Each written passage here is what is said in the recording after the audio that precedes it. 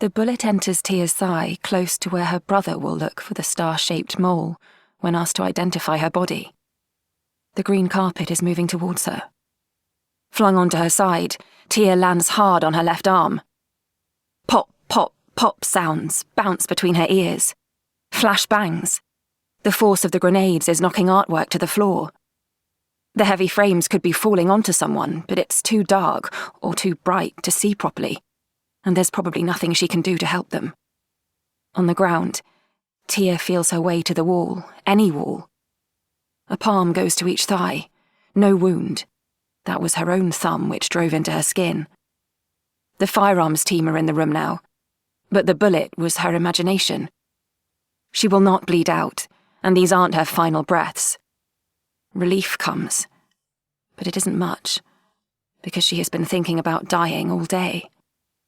Death no longer frightens her. Fear requires energy, and Tia is too tired for it now. They all must be. Her hand finally hits something solid. She's made it to the side of the room. Tia stands and leans against the plaster, making herself as flat as she can. She's safe here, and now she has some sense of direction. The windows out onto the road are to her right, and the doors to the rest of the museum to her left.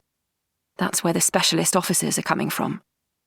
Through the smoke in front of her, human shapes start to take form. There are bodies on the carpet. Alive?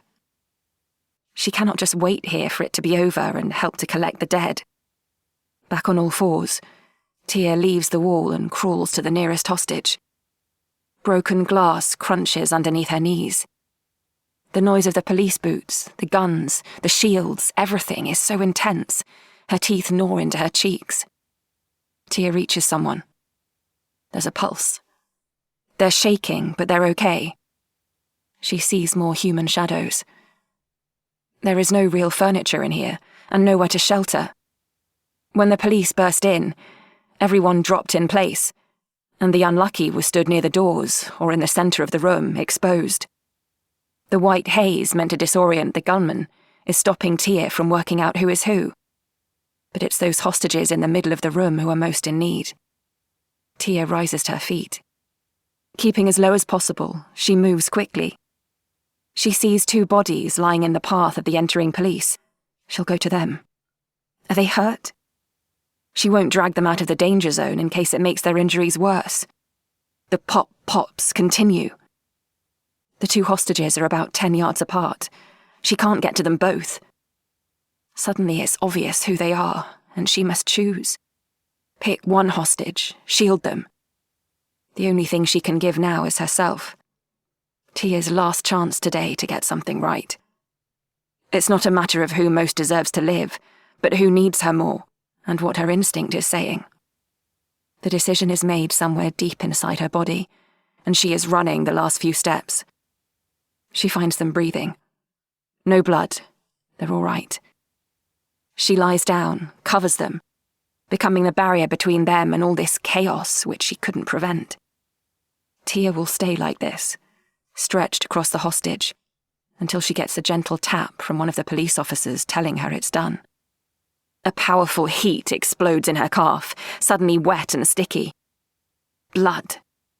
Now she's shot for real. It's only the lower leg. A stray bullet, probably just a graze.